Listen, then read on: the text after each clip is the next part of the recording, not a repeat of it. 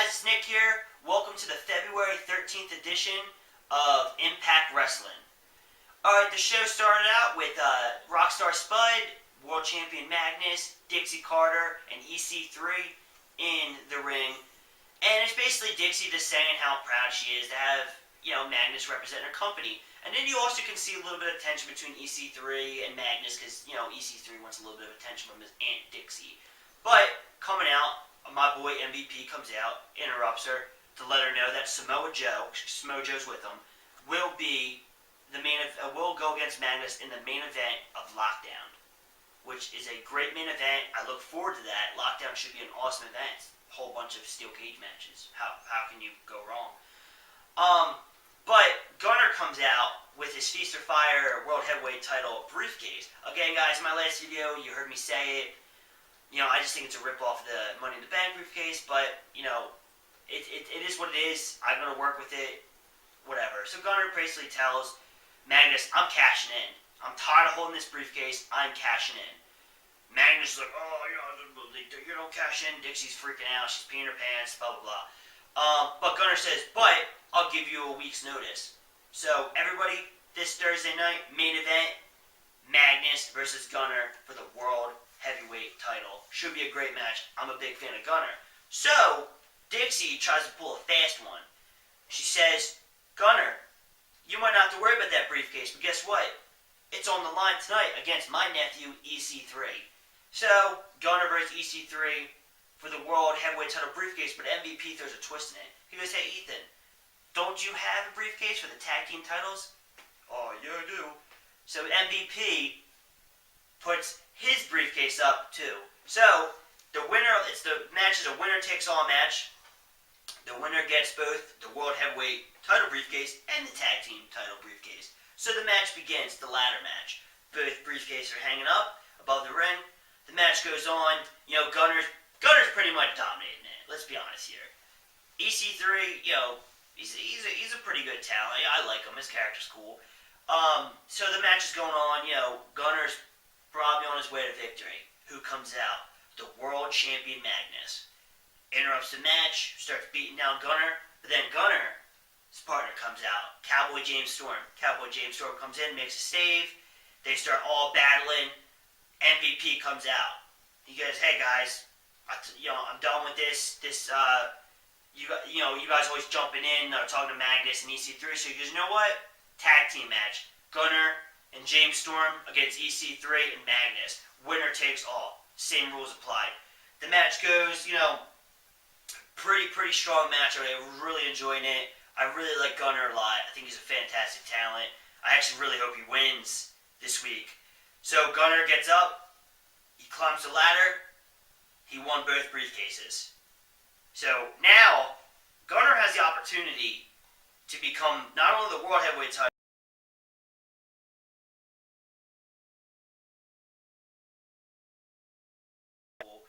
and he'll hold the World Heavyweight title at the same time, which would be awesome.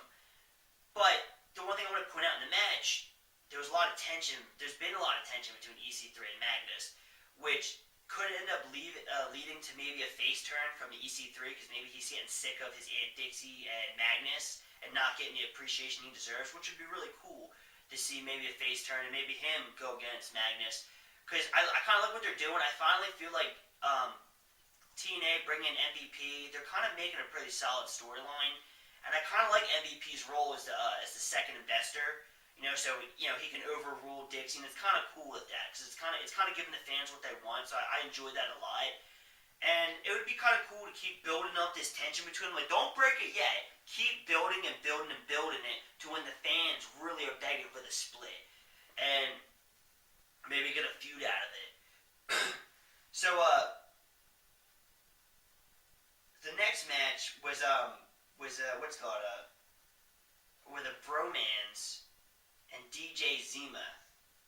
Sorry guys, I have notes here, so if you see me looking away, against the Wolves and Samoa Joe. I just want to mention the Wolves made their in-ring debut. The guys are awesome. I really like the Wolves a lot. I definitely think they can be future tag team champs. And I always like Samoa Joe. For a guy as big as he is, he's surprisingly fast. and he's very athletic. The dude's great. I mean, I'm really looking forward to the match with him and Magnus at Lockdown. So, like I said, it was a really solid match. I don't really like that DJ Zima guy. I think he looks really dumb. I actually think the Bro Mans are just dumb in general. But the match was really good. Surprisingly, the Bro Mans, they lost. Thank God. Not Magnus. Samoa Joe beat DJ Zima. I had to remember his name because he's terrible. With a rear naked choke. Anytime anybody ever uses jiu-jitsu in pro wrestling, I'm a fan of. So the Samoan submission machine wins. Samoa Joe. The next segment we had Abyss come out. He's unmasked. Comes out to the ring and calls out Eric Young. He's like, Eric, get out of here, blah, blah. So Eric comes out.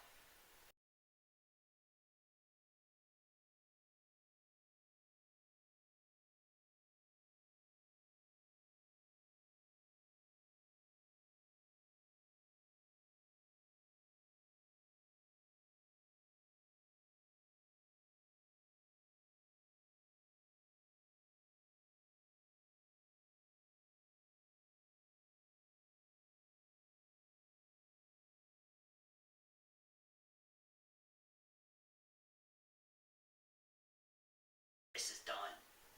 And he can't get out of his conscience because, again, he is Joseph Park. And Joseph Park's a very, nice guy, blah, blah, blah. And he looks at his arms and goes, you see my scars? If you ever look at his arm, he does have massive scars on his arm. I mean, one of his tattoos are almost gone.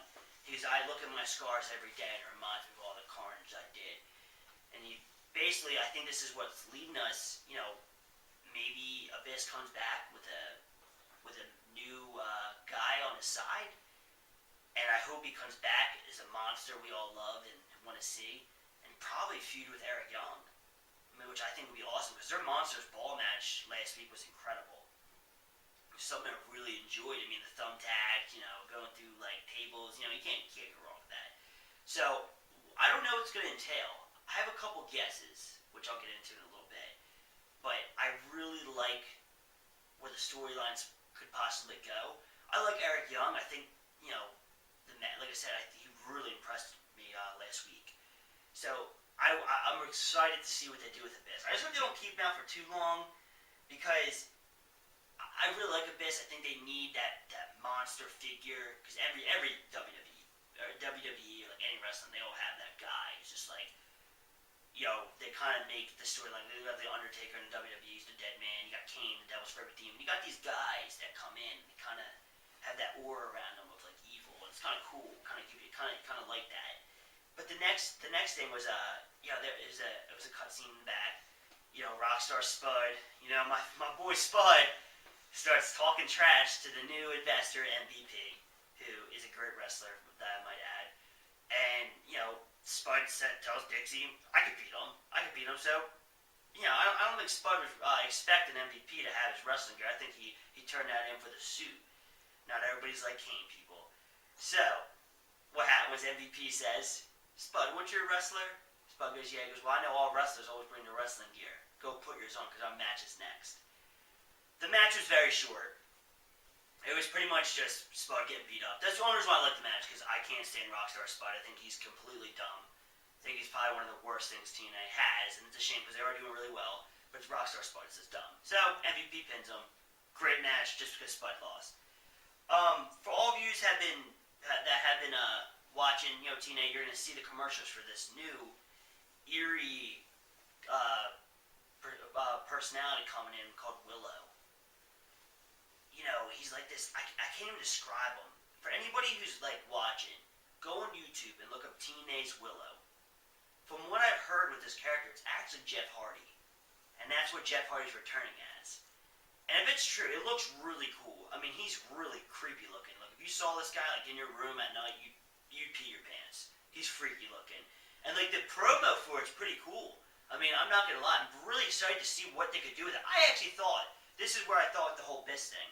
It'd be really cool if Abyss came in with Willow. Willow took him in and showed him who he really was and who he really was as a monster. I don't know. I don't really know too much on Willow. But all I know is that he's freaking cool looking. He's freaky. And from what I heard, it was Jeff Hardy. you know it's going to be a good character. He's going to have great in-ring abilities, so you got to be pumped about that. The next thing was a match between Velvet Sky and Chris Sabin. Super dumb. It had Velvet Sky basically get manhandled by this Amazon beast of a woman, and Chris Sabin pinned her and won the match. Really stupid. It's a shame because I really like Chris Sabin. He's a great talent, but I don't know where his character's going. It's dumb. Fix it. Make him back to where he belongs. Then the main event was Mr. Anderson versus Bully Ray in a casket match, which was actually awesome. And I don't like Bully Ray, but the match was really good. Okay, it was back and forth. People going through tables. Mr. Anderson's face was bleeding. Bully Ray grabbed his blood, poured it on his face. It was pretty cool. But the match ends with my boy Mr. Anderson putting Bully Ray in the casket to finish it. Hopefully Bully Ray gets put somewhere far away that we don't see him for a while. So that's pretty cool that Mr. Anderson finally beat Bully. He overcame him. Great match. And then the show ended with Dixie Carter trying to buy MVP's share of the company, and MVP said no. Simple as that. Like I said, great episode of Impact Wrestling. Pretty happy with it. If you have a chance, check it out. Do me a favor, like this video. Just subscribe, leave a comment. If you don't like something, tell me why. Thank you guys.